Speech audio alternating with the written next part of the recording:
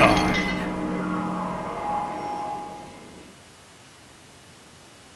Hello and welcome to Deicide, the Smite Esports web show. I'm your host, Demon Machine, and I'm joined by Allied and, not Spoo, Zapman. He's in the wrong spot. I have to move over a little bit. But Zapman from Curse Gaming. And, yeah, sorry. And Allied from Root Gaming. I'm still staring at Spoo thinking Zapman, and that was confusing the hell out of me. So, how are you guys doing today whilst I fix this, is the question. I'm Grant. How about you? Fantastic.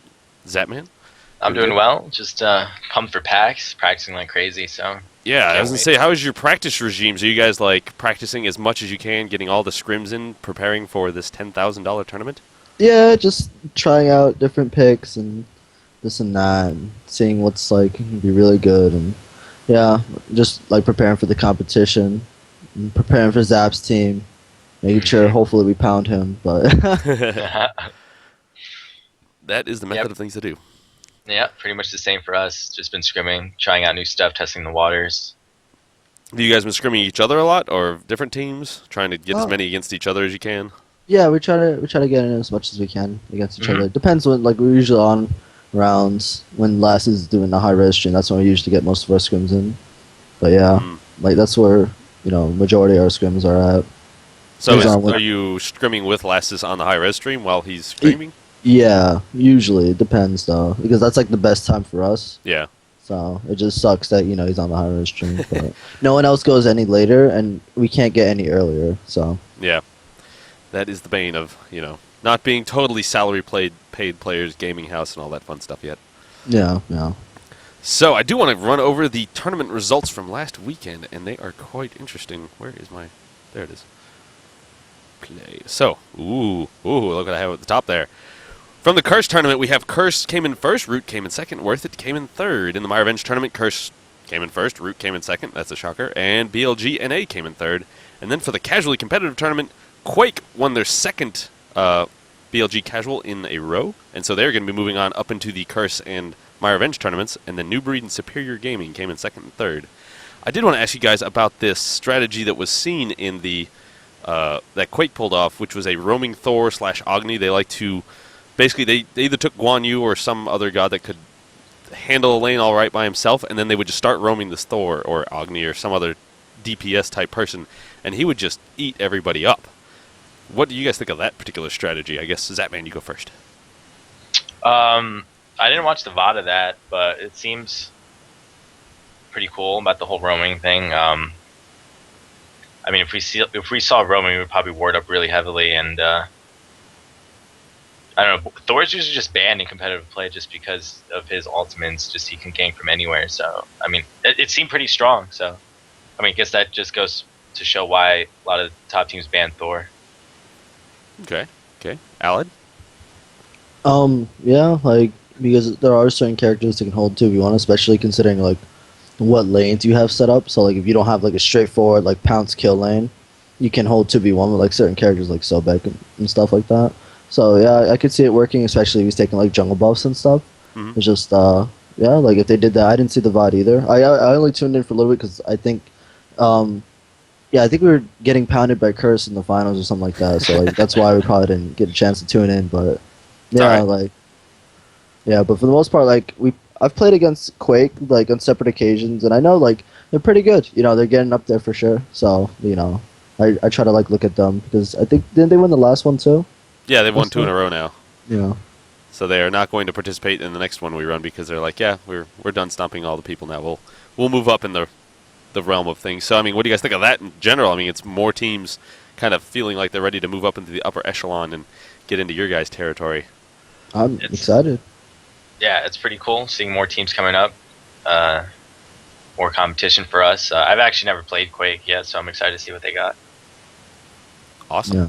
Awesome. So what things did you guys notice in your own tournaments? I mean, Zapman, what did you see that was stuck out for you these past the My Revenge and Curse tournament? I think a lot more teams are getting just smarter of how they roam around the map, and more teams are contesting more and more buffs and collapsing team fights and things like that, whereas before a lot of teams would just want to extend the laning phase to God knows how long. So the matches have been a lot more interesting, a lot more action-packed, and a lot tougher for us at least. it was really cool to see.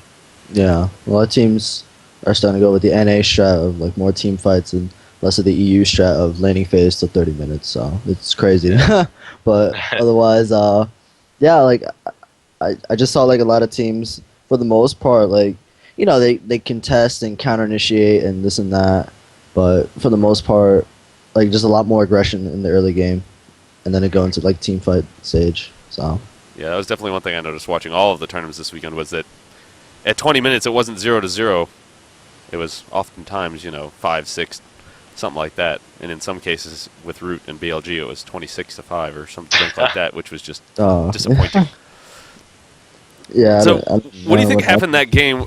Because like I was watching it, it was one of those. It wasn't overly obvious as to why. It was just like they kept getting just caught here and caught there, and just a lot of silly mistakes that you guys took really bad advantage of. I just feel that they're playing like in a slump with their picks. Like they go for very obvious picks, and they go for very obvious strats. Like I mean, their strategy is it's so old. It's like another page in the history book of what they're gonna roam us to, go to this lane gang. Like I could recite it. I could say exactly what Sturman's gonna do at 6 minutes. I could say exactly what he's gonna do at 8 minutes every single time. Like they don't really change it up too much, so it's kind of getting repetitive. I feel for like like I'm sure Curse can like Zap can agree as well. Like they kind of know what picks they want to go for, what they do every single time, and yeah, we try to counter pick it and we adjusted. Yeah, they've been doing the same thing since they formed. Just like Sermi's roaming all over the place, and like there's just we know what's gonna happen, and we just can easily stay safe at a certain time when we know Sermi's not in lane, or take advantage of the solo lane because we know it's safe to go aggressive. And they do some like I saw Alcong side lane one game and just got completely demolished. Like I don't know, it's weird. So Yeah, I do want to think- make a small correction real quick. Apparently I grabbed one of the wrong brackets here for the My Revenge. It was Root, Copenhagen, and then Curse came in third? Who came in No, third? we lost like in the second round. Okay. And I'll just go and find that and correct it. But continue, Allied. Um. Strats. Oh, so we didn't get pounded that tournament. Okay. All right. So I thought we did for some reason. I forgot. I'm so used to it now. But anyway, yeah. For the most part, like I don't know. Like I just feel they're in like a slump picks wise. They're not really thinking. They're just kind of like, well, this seems good. Grab it. And I know they're all really smart players. They just need to step it up in that aspect. I feel. Because like their strategy was hot when it came out. Yeah, like it was hot. Like people weren't. They take games off Curse, take games off Root. We lost them in tournament too as well. Like so, like the strategy was hot for a while, but just like everything else, you have to be able to mix it up. It gets old after a while. So it's probably where it's at right now. It's like stale, and they don't really change it up too often. Like they don't really have any backup strats or anything like that. So we try our best to like read what they're gonna do, this and that. I don't know. Nice. Well, I guess I'll make a correction somewhere in the VOD later on that particular image.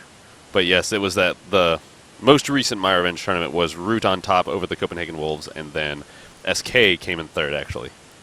BLG NA came in third. SK lost out to BLG NA. There we go, because I'm looking at the bracket right here. Don't know which bracket I grabbed, but apparently it was not the right one. Must have been one of the last weeks. Anyway, continuing on. Next up in our docket of the things we wanted to talk about is pro tips. We'd like to give the pros here an option to be a tipper and, lend out the money to other people. And so what would you guys give as a pro tip to new players, aspiring competitive players, whatever? Allied, you go first this time. Honestly, just keep playing. Like, you're going to get pounded. You're going to feel bad. You're going to hate the game. You're going to rage. Just keep playing. If you have fun, play with your friends, someone who wants to learn with you. And, like, if you actually want to get into competitive scene, form a group of people that are willing to learn and just keep playing. A lot of, like, Zapman has 8 trillion games. I have 7 trillion games. Lasses has 10 trillion games. Like, that's the biggest thing we have in common. We have so many games played. A lot of it comes from experience. Like, each one of us has been pounded way more than we should have ever been. Like, we know how it feels and we know how to come back. We have a lot of experience, so we know a lot more. So we're able to use that to our advantage. But overall, like, the more you play, the more you learn. And just have a good learning attitude. I think if you're trying to get better, like the first thing you should do is just get rid of all the excuses you're gonna make for like dying or something like that. Oh, only if my team was here, only if my partner did that or did that or did this. I think it's definitely one of the most important things. Just get rid of all the excuses. Own up to your mistakes and really be conscious of everything you're doing in game. Like if you die, like why did you die? What happened here? What could I have done better?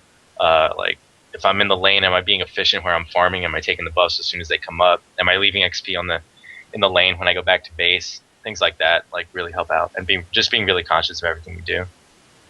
Very nice. One thing that I've been told by some other people was like one thing they try to do is play one particular god for like 100 games to get a real good feel for him. Then next time pick another one. But I mean, maybe 100 games is a little extreme. But I mean, if you have the time, is that another method of just play them until you can't stand them anymore, and you should know everything in and out, and it also makes you much more viable to play against them because you know exactly what their capabilities are.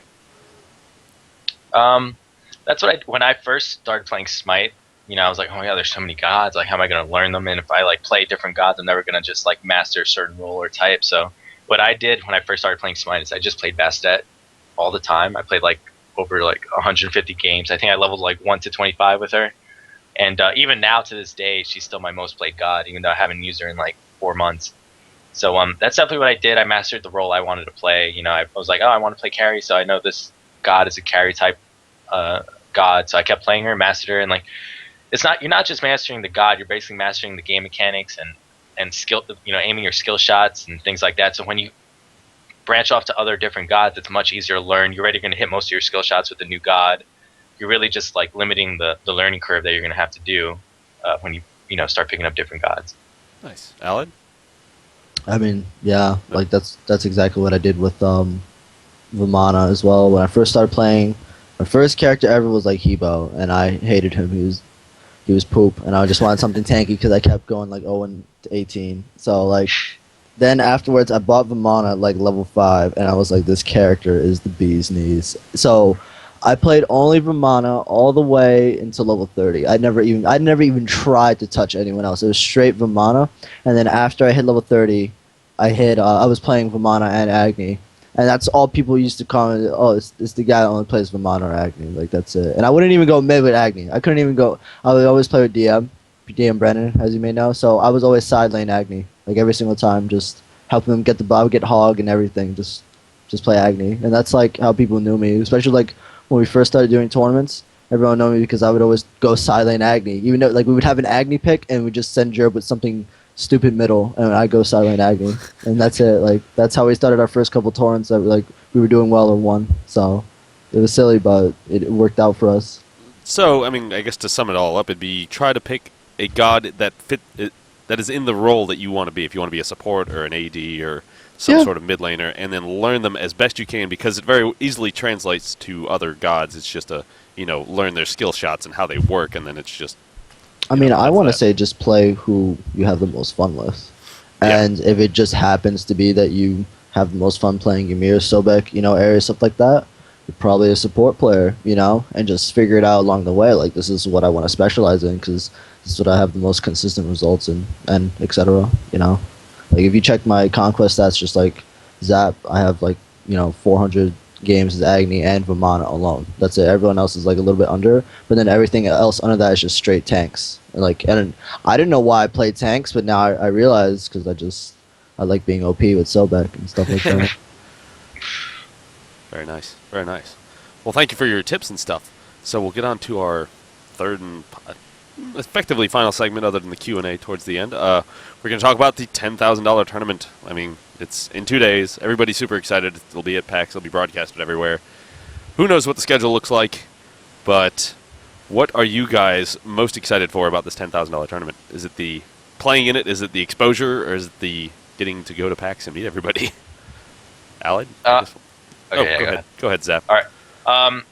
The most exciting part for me is definitely just meeting everybody. Like, I would love to meet Allied in real life and like Bard and you and just basically the whole like Smite community that's going there. Like, that's definitely like the biggest appeal for me.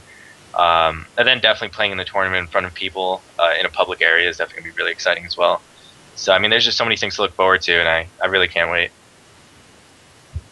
Yeah, like it's gonna be awesome meeting everyone, hanging out. Like I'm sure in between the tournament as well, like we're all gonna be chilling anyway. So like that's mainly, I mean, that's the reason why I was going in the first place. I didn't even realize until last second it was a tournament. So like I'm super excited for both as well. And then not only that, just gonna be like tons of things to do there.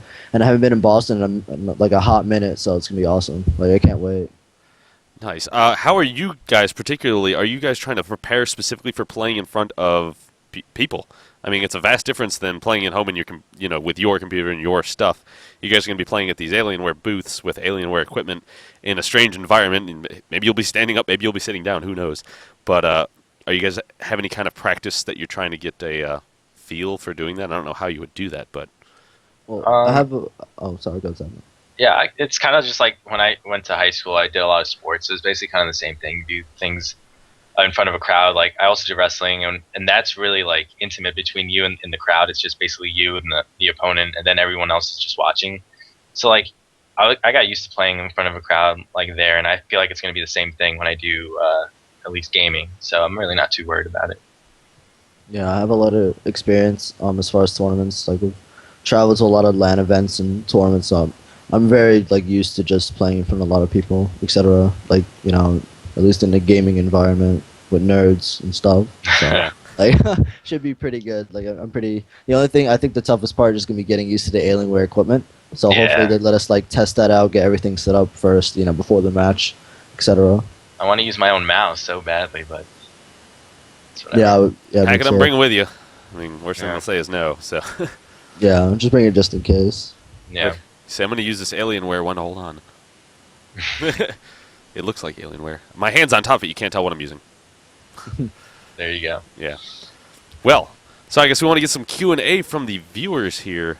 If anybody has tweeted at me, there's one way to do it. The other way would be, why does my tweets refuse to go through? It's just annoying. If you have some questions, you can feel free to, I guess, type them at me at Smite Talk, because I don't have it hooked up properly at the moment for the actual talking portion, or, of course, in the chat.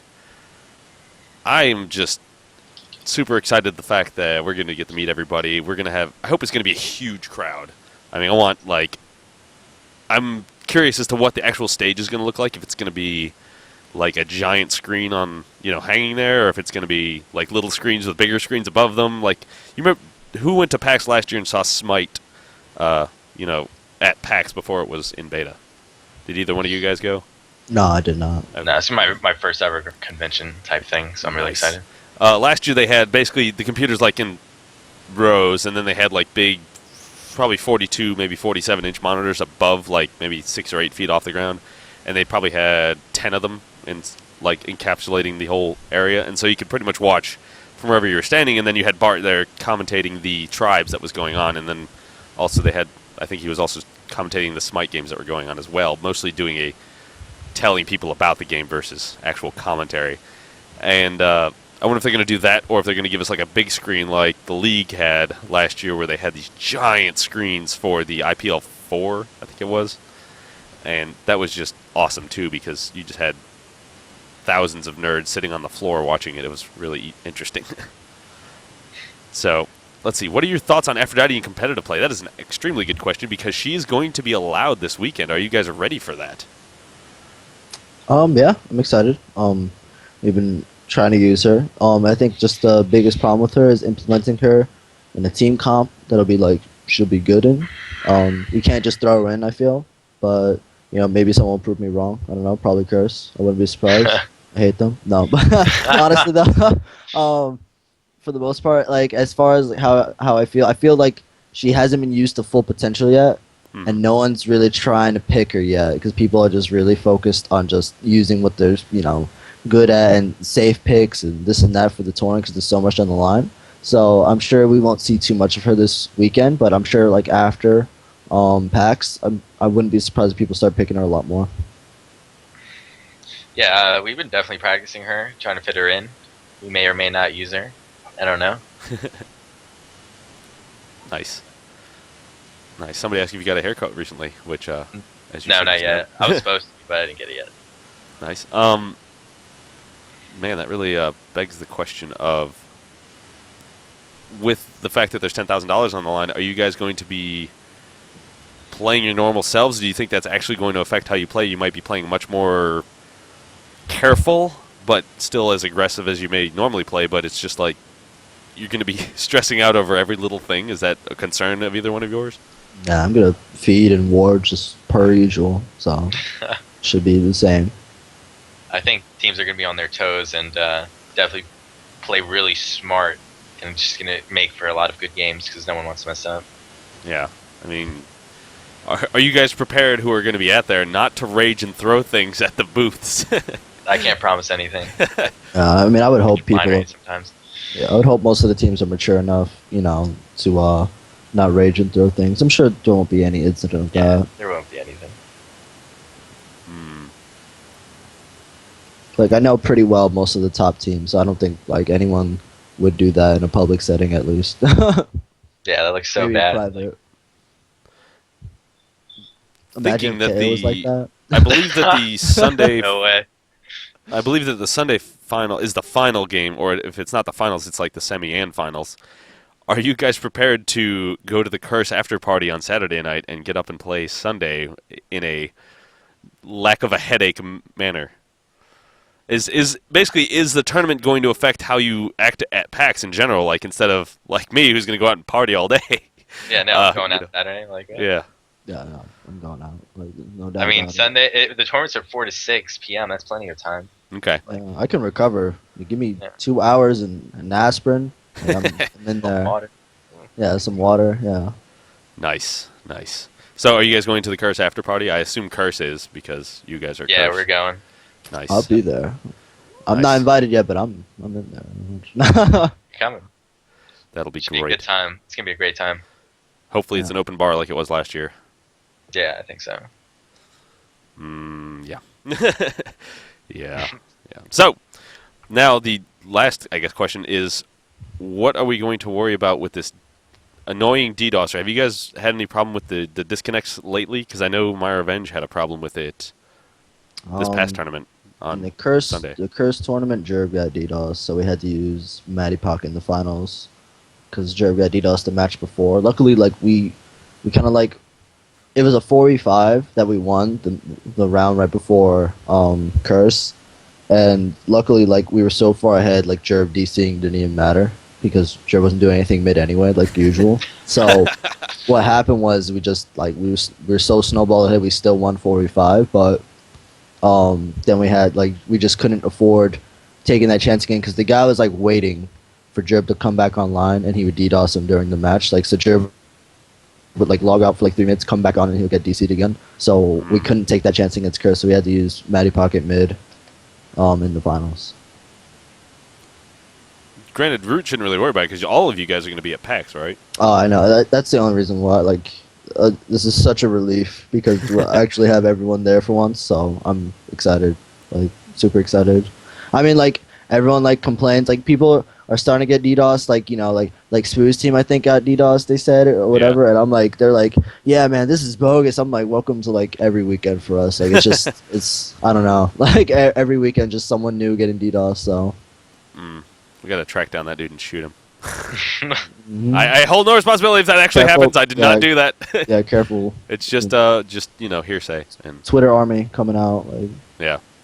So Zapman, are you guys a little worried about that particular thing affecting your guys? Since like some of you not are there, really. some of you are LAN. The only time we've ever gotten DDoS was the Woggle tournament where we took the free win of Juice at the time when they when they picked up Lass and Maddie, and we were like, oh my god, they're so strong, let's take this free win. And we took the free win, and there was like a big uproar about it. And then like the next 2 games, me and Sparks got DDoSed. But after that, like that was pretty much it. We never got DDoS after that, so we're not really worried. Oh man, I just really hope he stops. It's very annoying and it's not good for the community. God, it's just why? I already Yeah. know they're contracted on their curse, right? No, no, Yeah. but I agree though. Like this guy needs to cut the malarkey. Like this is, it. I mean, it's just Enough it's a fun. new team every week, and then it's like you know he'll like DDoS hi-rez like to the point where Bart has to go home to do his show. Like it's just ridiculous. So. I was wondering why he was at home doing his show. If that was like, Well, it's because if they DDoS the office, The whole high-res building goes out. It's kind of ridiculous. Like they none of them, and they have to work too. It's not like just Bart's the only one using the internet, so it's kind of ridiculous. Yeah, that's pretty bad and very disappointing. But well, I guess that wraps it up for today's show. Are you guys super excited, of course, for PAX? I am myself going to be at PAX, beginning there Thursday evening. We'll be doing the Beyond the River Styx, a.k.a. Beyond the Rift, Thursday night. I hope to see Zapman and Allied and everybody else there. Where are you guys going to be? Because it's the matter of coordinating where everybody is actually going to physically be. Like, what hotels are you guys staying in? I have no idea. I have to ask Kraft again, because, I mean... You're just going to show up and Kraft got the hotel information. He just never gave it to me yet, so I'm just going to show up, and you'll probably see me outside, like, doing something. Like, I don't know. I guarantee you'll see me. I guarantee You'll at least be outside smoking somewhere. Oh, that's, like, a guarantee. Like, so, like, just look outside long enough, you'll see me. Like, give it, like, 5 minutes. Right. And I'll come out. Zapman? Yeah, for us, we'll be at the Regal Hilton Hotel. It's, like, right by the airport. Okay. Yeah. It's, like, right over the river. Okay. Yeah, I know where I'm going first then. I'll be staying at the Westin, which is attached to the convention center, so I have a very short walk. Give you guys my number. Like, I'm just gonna put my number in Skype here, so you guys just we will reach definitely out. do that. Well, I'll wrap it up now, and we'll talk more in these after show if you guys want to stick around for a few minutes. So thanks everyone for joining us for this episode of Deicide. Join us next Thursday, which everybody should be in attendance in some manner. So thank you. Any last things you guys want to say? No, just can't wait to see everyone. Zap, we're chilling. Yeah, definitely, man. I just can't wait. I really can't wait to see it. Like, all the tweets about, like, Bart landing in Boston and, like, all this other stuff. He met Kelly Link today. I was so jealous. Like, all that kind of stuff is just getting me so hyped for PAX. So I just can't wait. It's going to be terrible. Like, we leave at 10 in the morning tomorrow so we can get up to Charlotte and then fly up there by 2. And I'm so worried I'm not going to be able to wake up because I'm not going to be able to sleep because I'm going to be sitting here going, oh, got to go to sleep, got to wake up early. Oh, is it early? Oh, I don't want to miss it, you know. Yeah. Afraid you're going to oversleep, so you end up not sleeping at all. That whole problem. So, all right, well, thank you guys for joining us. We will be back next week. All right.